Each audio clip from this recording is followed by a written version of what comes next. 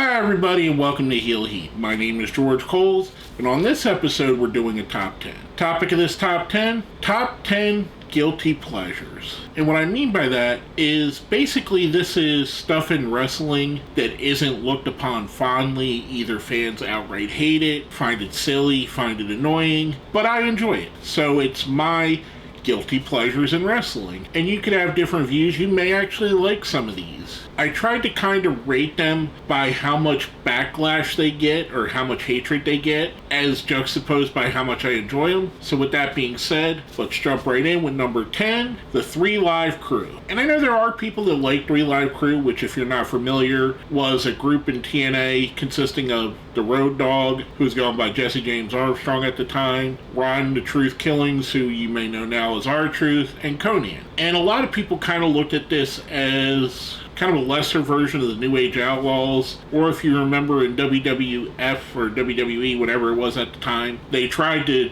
team up Road Dogg and R-Truth, who at the time was K-Quick, for a little while, so this kind of felt like an extension of that. I don't know that this one is as disliked as the others on this list, but I do feel like there was a backlash. Like it felt like a lot of people considered this a rehashing of old gimmicks. But yeah, I enjoyed it. So 3 Live Crew, they're on my list. Going from that on number 9, a very polarizing figure in wrestling, and that's Vampiro. Now I do know Vampiro does have some super fans. I know there are people that'll ride or die with Vampiro and have followed his career from the very beginning up until today, but for each one of them, there's probably 2 or 3 people that hate Vampiro. And I kind of understand the hatred because he at times comes off as pompous, a little bit self-absorbed. His famous call on Triple Mania about 5 years ago was one of the worst calls of a wrestling show I've ever seen. It was ridiculous, and you got to see some of his, I guess, shortcomings on commentary. I've always been intrigued by the character of Vampiro. I like what they tried to do with it. I like what he did with it. I liked how he delved into somewhat evilness. And I always kind of dig that character. I'm always drawn to those characters. The Kevin Sullivans of the world, the Ravens of the world, the Bray Wyatts. The characters that kind of take it to a different place. And Vampiro is just one of those people. Tie that in with the fact that at different times in his career, he was escorted to ring by both the Insane Clown Posse, who I absolutely love, and the Misfits, one of my favorite bands of all time, even though that incarnation is not looked upon fondly either. But yeah, he's just a guy that I think you either love or you hate, and I'm on the side of people that love him, so that's why Vampiro is on my list. Next up at number 8, a promotion that Vampiro was actually a part of, Wrestling Society X. Now, don't get me wrong, Wrestling Society X is not the best promotion of all time. It's not even in the top 5. However,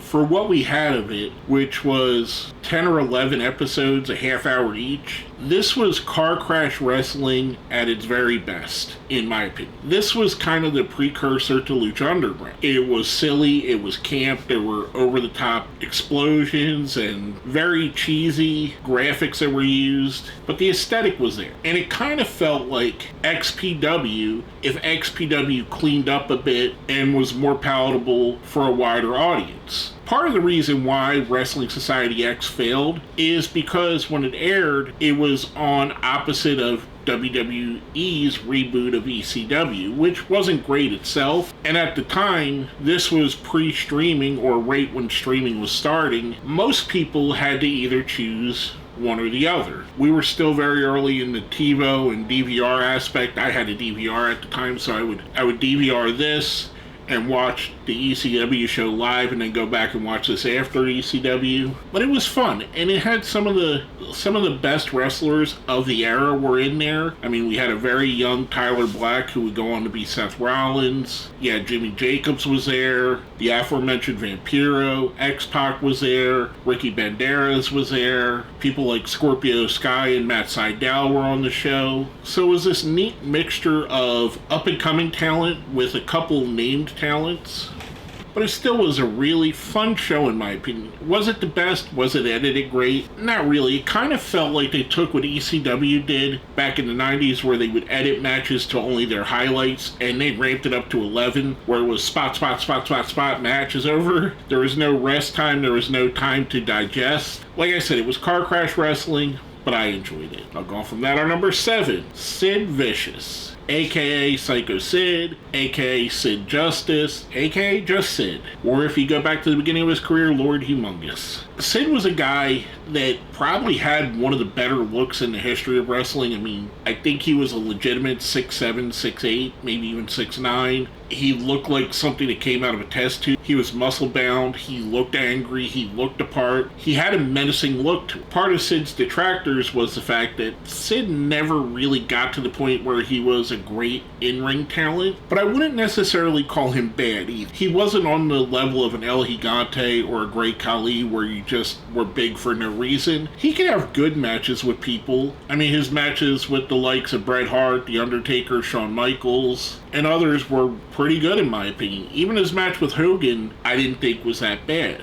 Sid was a guy that immediately captivated me the first time I seen him, and I always was a huge fan. Unfortunately, Sid probably cost himself having a bigger career more than anything else, whether it be backstage fights with the likes of Arn Anderson, or leaving to go play softball at different times, or just being a malcontent, I guess you could say. He cost himself being considered one of the greats of his generation. I always had a fondness for Sid, and I know there's a lot of people that don't like him and found him boring, but I will say this. I was at ECW Guilty as Charged when Sid made his ECW debut, and it was kind of rumored. It was one of those things where it might happen, but no one really knew for sure. And when he came out there, the crowd went absolutely nuts. And I'll stand by the fact that if you could get over in front of the ECW crowd, you could probably get over anywhere. I absolutely love Sid. That's why he's on my list here. I'll go from that. Our number 6, Battle Royals. This is another one where I hear from a lot of people they think it's boring or they just think it's a time filler. But this just might be a product of the era that I grew up watching wrestling. Because when I grew up in the 80s, Battle Royals had an importance to them. You could win a large amount of money, $10,000, or you could win a title shot. Or there was a stipulation that was always tied to it, a trophy, something of that effect.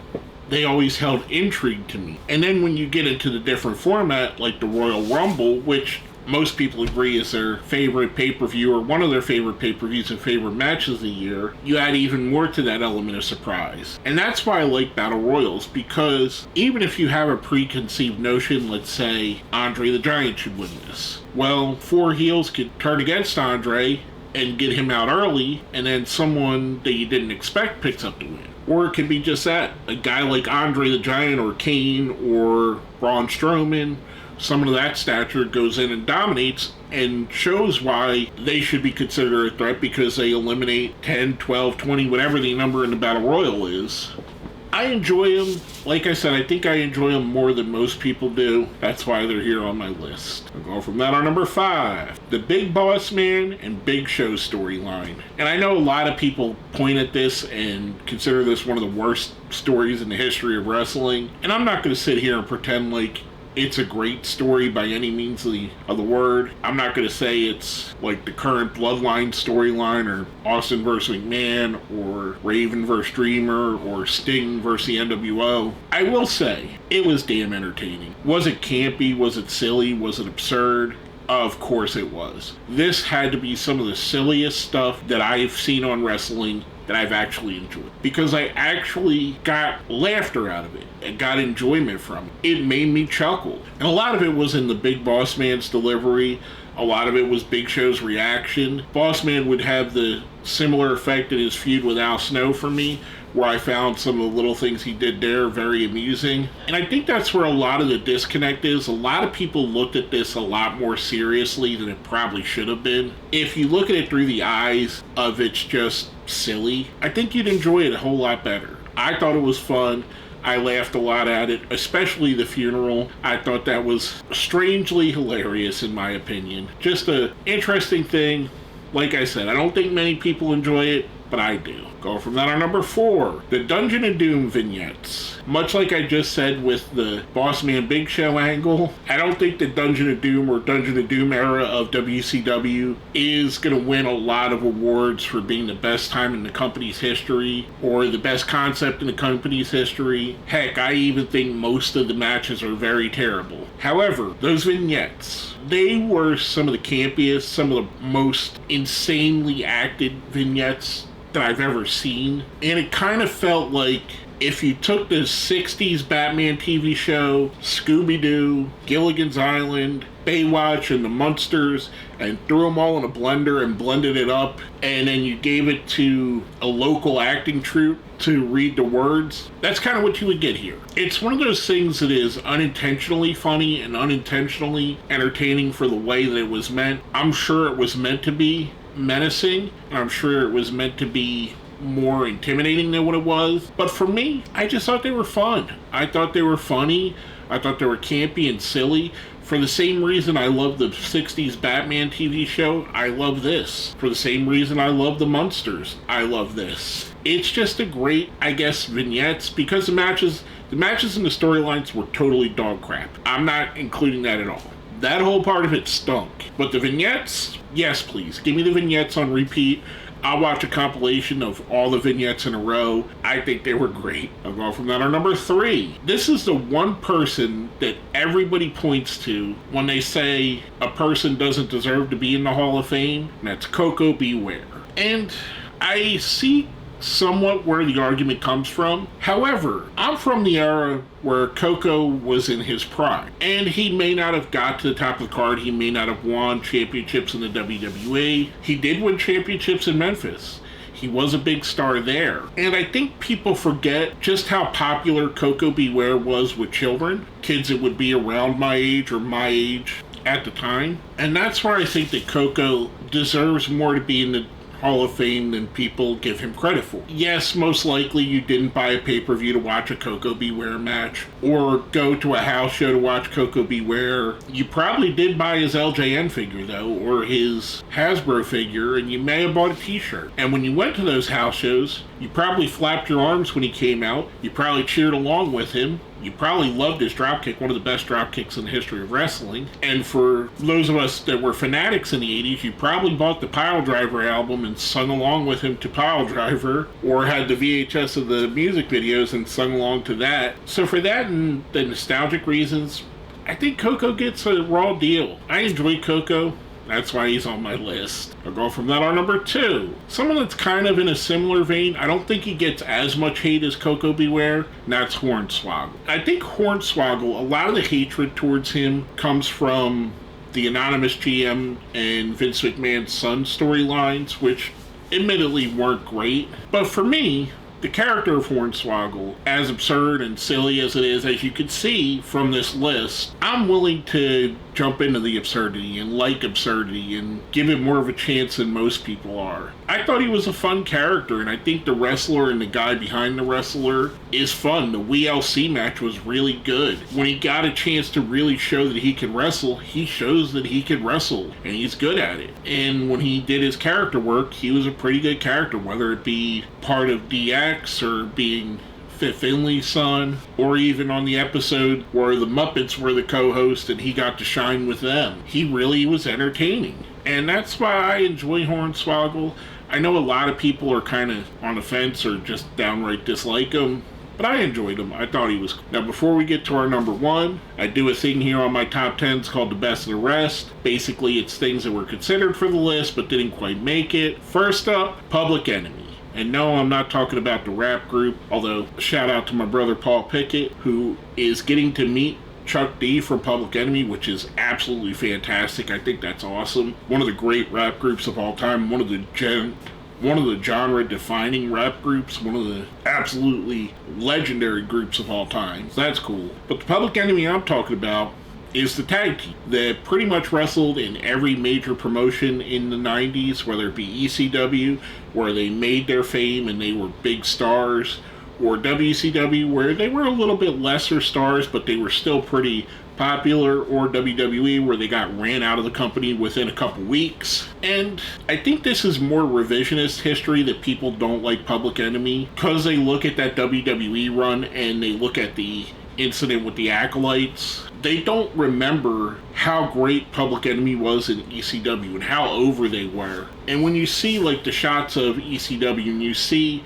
that opening shot where the ring collapses, that's because fans are jumping in the ring to celebrate with Public Enemy. They were multi-time ECW tag team champions. I think they won WCW tag championships at least. I know they won at least once, and I want to say they won it twice. They weren't ever really pushed as something superior on WCW, but they did have some decent runs and decent matches with Harlem Heat and the Nasty Boys and all of the contemporaries of the time. I like Public Enemy. I know they get a lot of hatred now, and I think it's a lot of retroactive hatred because at the time they were very popular. Now, last but not least, on the best of the rest, I'm going to attribute this to one team, but it's over many, and we're talking about the Killer Bees and the Masked Confusion Effect, where they basically would put on the masks and confuse the referees. Usually it's a tactic done by the heels, but they did it as faces. It's very similar for you younger fans to what Brie and Nikki Bella did with the Twin Magic, where they would swap out. A lot of teams did this. Most masked wrestling teams did this at some point. The Killer Bees spin on it was very interesting because they would come to the ring without the masks. Then during the match, they would put on the masks. And with that, they would do the mask confusion. I always enjoyed it, and I even like it when a team like Doom would do a similar thing, or any of the heel teams, the Executioners, or whoever it would be under masks, would do something similar so they could get a cheap win and push on the storyline. I really wish there were more of those masked tag teams like Assassins or Executioners or whatever you want to call them. Not just that the masked talent all be luchadors, which it seems to be nowadays. They don't have any of the classic, like, just silly gimmicks, in my opinion, that I think would work really well. And not to say a team like Doom was silly, but most of the time this was on a silly team that, probably wrestled twice on that show under their real gimmick and then wrestled under masks as something else. I always thought that a company like maybe Chikara or a different company like PWG that didn't take themselves too seriously could have fun with this and do like a masked confusion with maybe a mixed tag team. Like, let's say Candice LeRae and Johnny Gargano are a team and they did the masked confusion, and it's obvious because one's a woman and the other's a man, but the referee still acts like he's confused and doesn't know the difference. Or something like, heck, even in AEW, where you got a Satnam Singh, if he teams up with Jay Lethal and there's an obvious size difference, and they do the mass confusion and somehow it works. I always thought that would be kind of funny, but I don't think I've ever seen it. Just one of those things I enjoy. I kind of wish it would come back because it was such a silly little cheap heel tactic that would push storylines on, and it'd be easy to bring back. Now, before I get to number one, let's smash that like button, share the video, subscribe if you haven't. If you see where it says join, that's how you become a member. Becoming a member definitely helps out. If you think I put something too high, something too low, left off one of your guilty pleasures, let me know down here in the comments. With that being said, my number one guilty pleasure in wrestling, the WCW Mortal Kombat inspired wrestlers, Glacier, Mortis, and Wrath. And there was so much money dumped into this and so much promotion with the Blood Runs Cold vignettes leading up to Glacier coming in, and then Mortis, which was Canyon, kind of similar to Reptile. Glacier would be the Sub-Zero analog, and then Wrath. I guess Wrath was, I don't know what they really put him as. I kind of felt like he did a little bit of a Shao Kahn kind of thing, or what his analog was. Maybe he was supposed to be the Scorpion of the three. And this was just something different. It didn't quite fit in the NWO era of WCW, but it was fun and it was campy, and like I've said several times, I tend to lean into the campy at times. I enjoyed it, and obviously Glacier is a guy that I think is underrated.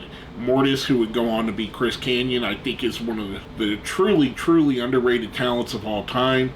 Wrath, aka Adam Bomb, or Brian Clark, I enjoyed him as well. I mean, this was just fun. It's something that a lot of wrestling fans seem to forget at times. We watch wrestling to have fun. We don't watch it for it to be super serious. It's an escape. It's silliness. Accept the silliness at times. Now, are there times when the silliest is just too far and it's too silly? Yes. But I enjoyed this. And it's also attributed to WCW NWO Revenge, the Nintendo 64 game, because they were so fun to play with these characters in that game. Whether it be using Glacier to do the cryonic kick, aka his version of the super kick, and getting knockouts with it, or just using Mortis because Mortis looked cool as hell. It was just fun to use these characters in that game, which made you enjoy the characters even more. I don't know, I think it's something that a lot of fans look back and scoff at, but I thought it was fun. And it was really enjoyable. It's why it's number one on my list, because I rather enjoyed it. With that being said, if you made it here to the end of the video, let me know a wrestling guilty pleasure of yours. Put it down here in the comments. It could be one that I have on my list. It could be something altogether different. Your favorite tag team may be the Spirit Squad. Your favorite Christmas movie is Hulk Hogan's Santa with Muscles. Let me know down here in the comments. With all that being said, my name is George Coles, and this has been a Heel Heat Top 10.